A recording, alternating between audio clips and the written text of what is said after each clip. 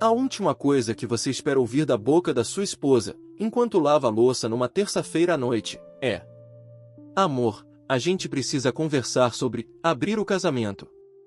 Foi assim, sem nem me olhar nos olhos, com as mãos molhadas de detergente e os copos ainda pingando na pia. Eu achei que ela estava brincando. Raramente ela ajudava na louça, então imaginei que a frase viesse acompanhada de uma piada ou provocação. Mas não. Era real, fria, direta e absolutamente inesperada. A gente mora em Anchorage, no Alasca, onde tudo é isolado, gelado e íntimo demais. E, até aquele momento, meu casamento com a Bray, sim, nome de filme romântico da Netflix, era o que eu chamaria de normal. A gente estava junto fazia 7 anos, casados há 5, sem filhos, mas com 2 gatos e uma hipoteca nas costas. Eu trabalho como mecânico de aeronaves no aeroporto da base militar de Elmendorf. A Bray era professora de inglês numa escola particular, e nas horas vagas fazia yoga e se dizia espiritualmente conectada com o universo. Nos últimos meses, ela vinha mais intensa com esse papo de redescoberta pessoal, liberdade emocional, amor não posse. Eu achava que era só fase. Meditação, incenso, essas paradas. Mas aquela terça mudou tudo. Abrir o casamento?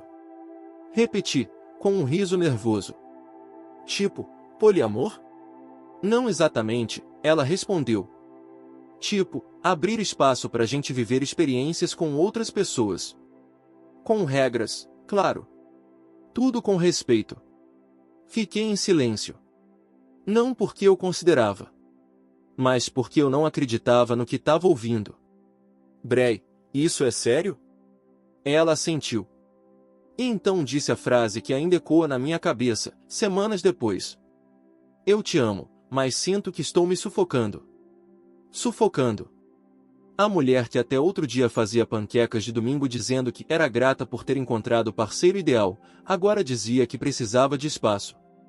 E não era para viajar, nem para fazer terapia. Era para transar com outros. Respirei fundo. Você tá me pedindo para eu deixar você dormir com outro cara, e ficar tudo bem? Não é sobre dormir com alguém. É sobre ser livre. A gente ainda seria prioridade um do outro. Seríamos nosso porto seguro. Aquilo me soava como alguém dizendo, eu te amo, mas quero brincar lá fora. Quando cansar, volto para casa. E eu não sou idiota. Mas aí vem a parte que me fez engolir a raiva e agir com cautela, ela já tinha começado. Sim, você leu certo. Quando perguntei se aquilo era só uma ideia, ela hesitou. E, com aquele olhar de quem finge ser honesta para aliviar a culpa, soltou. Eu conheci uma pessoa. A gente se viu 2 vezes. Foi leve. Respeitoso. Eu precisava entender o que sentia. Ou seja, ela já tinha me traído. E agora, com a consciência pesada, queria transformar isso num acordo moderno. Então você não quer abrir o casamento. Você quer justificar a traição. Ela balançou a cabeça, nervosa. Não é traição. Eu nunca deixei de te amar. Mas deixou de me respeitar. Ela ficou em silêncio. Naquela noite, dormi no sofá. Não por briga, mas por instinto. O quarto que dividíamos parecia contaminado. E os próximos dias viraram um teatro esquisito, ela tentando parecer calma, madura, superior. Eu, fingindo que estava digerindo. Mas por dentro, uma tempestade.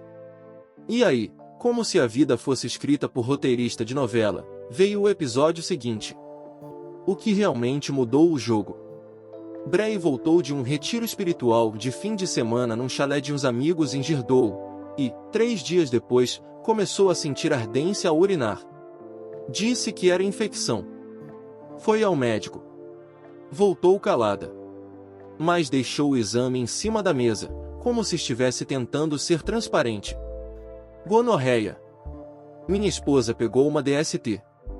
A mulher que me pediu um casamento livre com regras já tinha quebrado todas elas, inclusive a mais básica, usar proteção. Naquele momento, eu soube que não dava mais para conversar. Agora era questão de justiça emocional.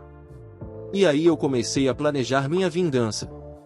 Nos dias seguintes à revelação da gonorreia, Bray ficou estranhamente calma. Como se tivesse sido pega colando na prova e agora estivesse tentando convencer o professor de que não era tão grave assim.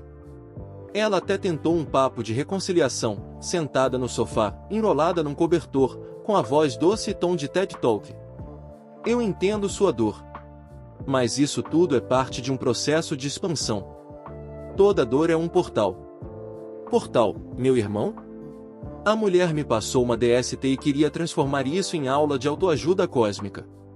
Que tipo de expansão envolve mentir pro seu marido, abrir o casamento sozinha e sair transando sem camisinha? Ela desviou o olhar. Foi um erro. Eu tava vulnerável. O Jake me passou sem saber, ele também tá arrasado. Jake. O nome caiu como chumbo. Porque até então, ela não tinha citado ninguém diretamente. Agora tinha nome, cara, histórico. E mais, o tal Jake era um colega da escola onde ela dava aula. Casado. Pai de 2 filhos. Professor de teatro. A cereja podre no bolo. Enquanto ela falava do erro, eu já tinha começado a cavar tudo sobre o cara. Perfil no Facebook, fotos antigas, evento de teatro onde os dois aparecem sorrindo de mãos dadas no bastidor, postado por uma aluna. Com data. Justamente na mesma semana do retiro em Girdou. Peguei meu celular, tirei prints de tudo e enviei para o meu e-mail. Comecei a montar uma pasta. Sim, uma pasta. Divórcio, provas. Porque eu já sabia, o casamento não ia sobreviver. Mas se era para acabar, que fosse com dignidade, da minha parte, pelo menos. Nos dias seguintes, Bray mudou a estratégia. Virou a vítima.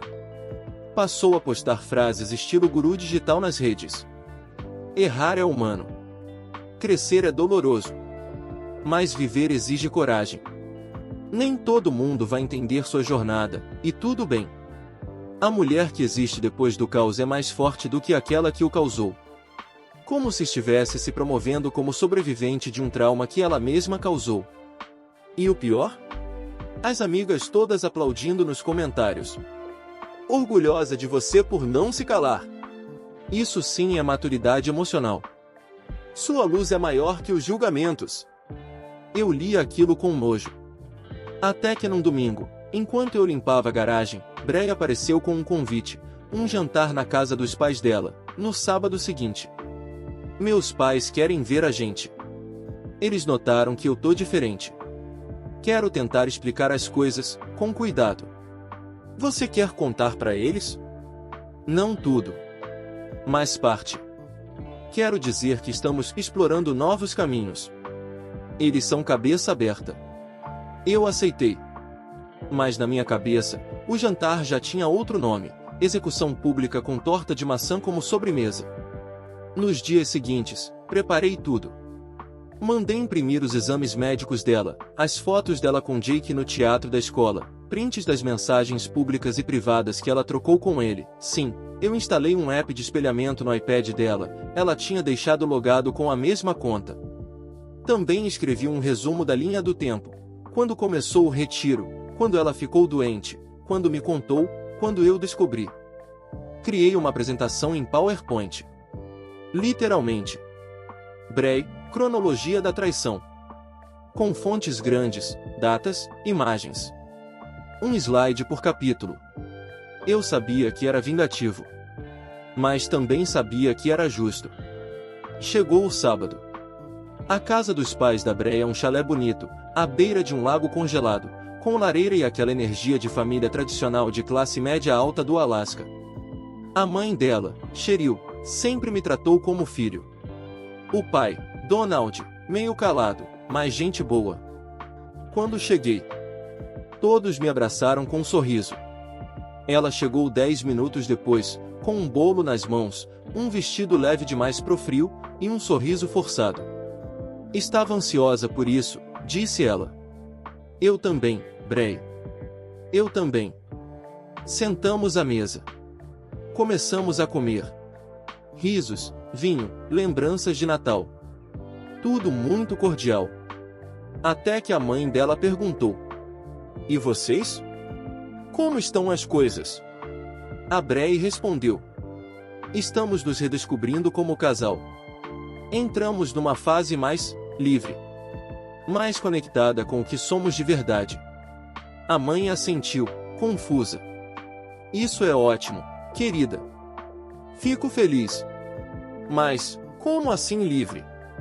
Ela abriu a boca para responder. Mas eu levantei a mão. "Posso explicar melhor. Acho que é justo ouvir os dois lados." Peguei o envelope do casaco. Brei me traiu. Com um colega casado da escola. Pegou gonorreia. Me propôs abrir o casamento, depois de já ter dormido com ele. Aqui estão as provas. Coloquei os papéis na mesa. Silêncio total. O pai arregalou os olhos. A mãe levou a mão à boca. A Brei ficou paralisada. Um rubor subiu no rosto. E então ela sussurrou: "Você tá me expondo." "Não. Eu tô explicando porque eu não quero mais continuar fingindo. Porque quando você abre um casamento sem o consentimento do outro, isso tem outro nome. E eu não vou levar a culpa por não ter sido moderno o suficiente." A mãe dela chorava. O pai se levantou. E eu só disse: "Boa sorte na sua nova fase, Brei. Que o universo te abrace como você merece." Saí da casa sem olhar para trás. O caminho de volta para casa foi em silêncio absoluto. Nem o rádio eu liguei. Só o barulho do carro deslizando sobre o asfalto congelado de Anchorage, o céu escuro mesmo sendo apenas 7 da noite. O tipo de noite em que o frio parece entrar pela alma. No banco do passageiro, o envelope com os papéis da vergonha. Tudo organizado, datas, exames, prints. Mas agora já não era mais sobre ter provas. Era sobre ter paz. Cheguei em casa antes da Brei. Deitei no sofá, cobre o rosto com o braço e respirei fundo pela primeira vez em meses. 40 minutos depois, ela entrou pela porta batendo os pés com força, a respiração acelerada, os olhos marejados de raiva e humilhação. "Você é um psicopata!" gritou. "Expôs tudo daquele jeito. Diante dos meus pais. Como se eu fosse uma criminosa." "Não", respondi, sem levantar a voz. "Eu só deixei de ser seu cúmplice." Ela jogou a bolsa no chão. "Você destruiu minha família." "Não, Brei. Você destruiu nossa vida. Eu só contei para sua família o que você já tinha feito. Sozinha." Ela ficou parada, tremendo. "Você não entende. Eu me senti vazia. Invisível. Eu precisava me reconectar comigo mesma. E achou que o melhor jeito de fazer isso era abrir as pernas pro professor de teatro casado?" Ela me deu um tapa. Um só. Fraco, impulsivo. Mais por desespero do que por raiva. "Eu te odeio", sussurrou. "Não mais do que eu odiei ter que me tratar por uma doença que você trouxe para dentro da nossa casa." Ela empalideceu. Sabia que não tinha defesa. Subiu pro quarto, bateu a porta, e não saiu mais. Na manhã seguinte, encontrei um bilhete na mesa. "Vou ficar uns dias na casa da Sara. Preciso pensar." Sara era uma das amigas do yoga, daquelas que compartilhavam frases de Buda sem nunca ter lido um livro inteiro. Fiquei aliviado. A casa estava finalmente silenciosa. E, pela primeira vez em semanas, tomei café da manhã sem sentir enjoo emocional. No mesmo dia, fui ao cartório. Dei entrada no pedido de divórcio. 2 dias depois, a história começou a circular. A mãe da Brei, segundo me contaram, entrou em estado de negação. Disse para algumas amigas da igreja que estávamos passando por uma crise moderna. O pai, no entanto, foi direto, ligou para mim. "Você fez certo. Doeu ver aquilo, mas fez certo. Não fiz por vingança, Donald.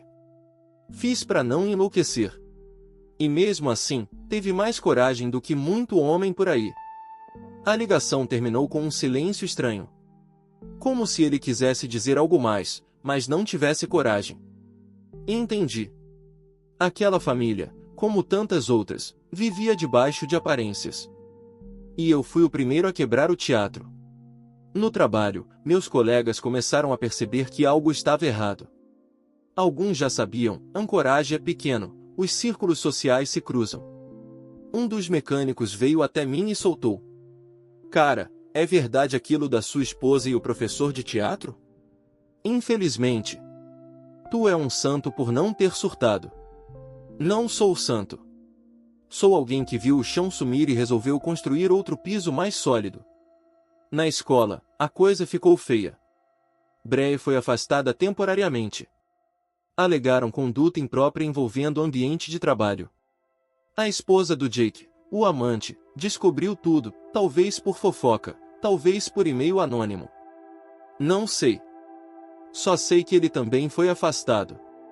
E que agora ambos eram tema constante nos grupos de mães da escola. Ela tentou me ligar. Não atendi.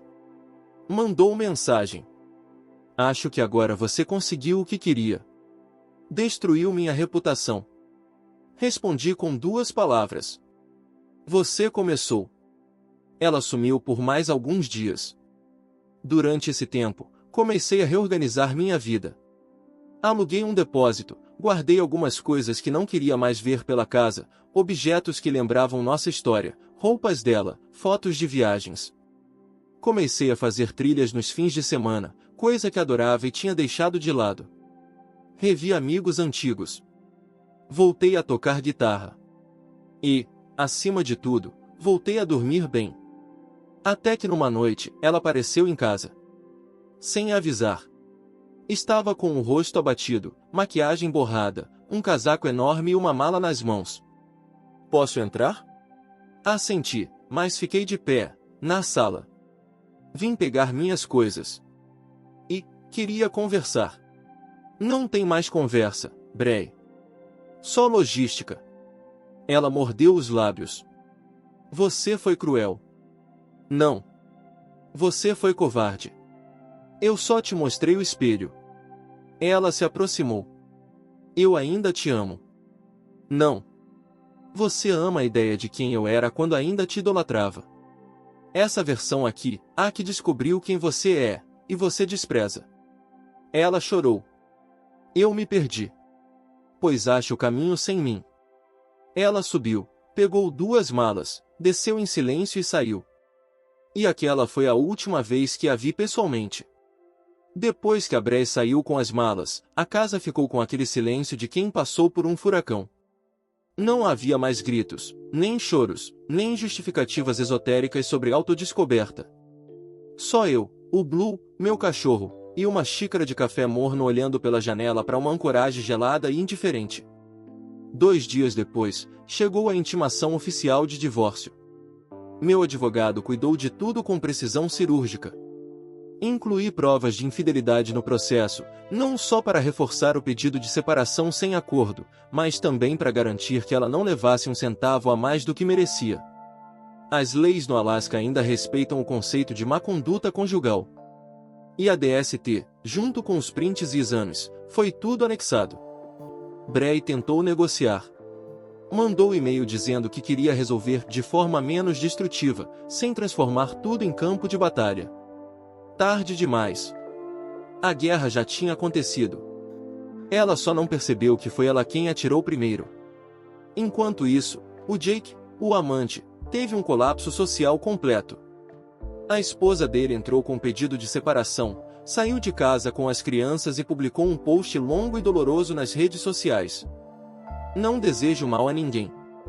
Mas espero que algumas pessoas aprendam a diferença entre amor e ego. Esse post teve mais compartilhamentos do que qualquer coisa que ele já escreveu como artista. Dramático. Bree sumiu das redes. Deletou tudo. Instagram, Facebook, LinkedIn. Silêncio total. E então, um mês depois, recebi a mensagem que eu sabia que viria. Me desculpa. Eu estraguei tudo. Eu tô sozinha, envergonhada e perdida. Sei que não mereço, mas, se algum dia ainda restar um pingo de nós, me liga. Eu olhei para a mensagem durante uns 2 minutos.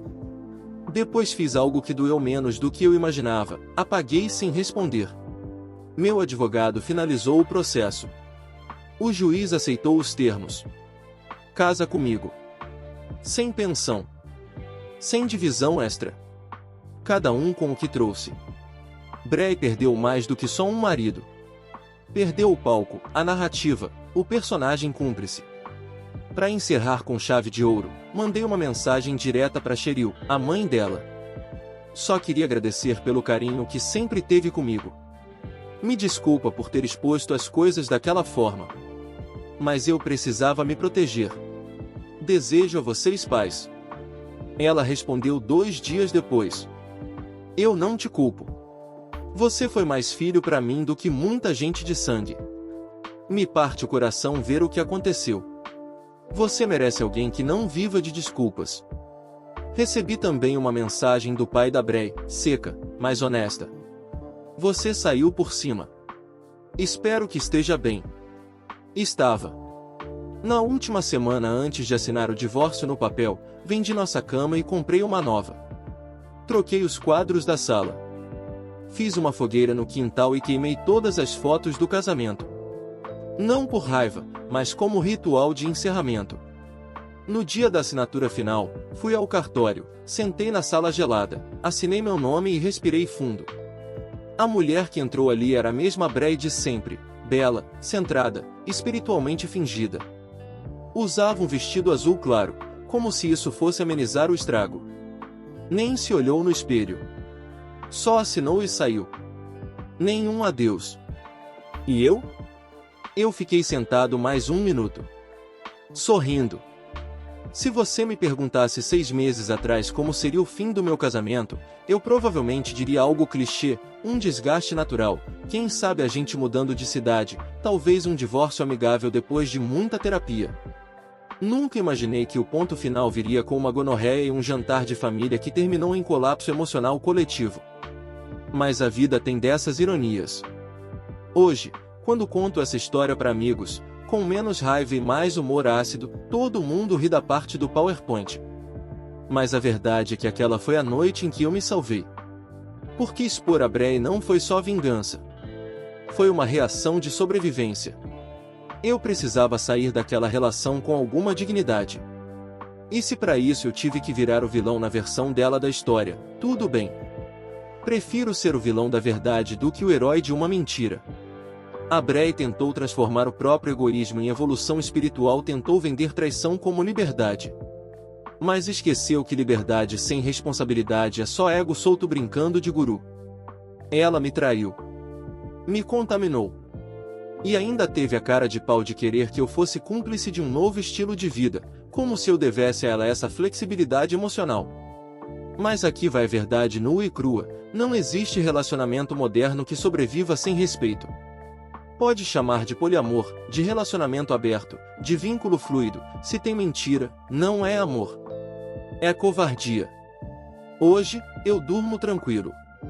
Ninguém me passa doença escondida. Ninguém me chama de Porto Seguro enquanto se joga em mar aberto com o primeiro professor de teatro que aparece. Ninguém me culpa por não entender o processo de cura cósmica que envolve quebrar um casamento em nome de uma fase. Eu tô bem. Voltei a viver por mim. A cuidar do meu cachorro, da minha casa, da minha paz. E se você tá lendo isso pensando, será que eu também tô sendo feito de otário? Presta atenção nos detalhes. Os pequenos desvios, os silêncios longos, os termos rebuscados que mascaram decisões unilaterais. Quem ama não esconde. E quem respeita, convida para conversar, não apresenta traição como um conceito novo. Minha ex-esposa queria abrir o casamento. Abriu. Pegou uma DST. E eu abri os olhos. Fim.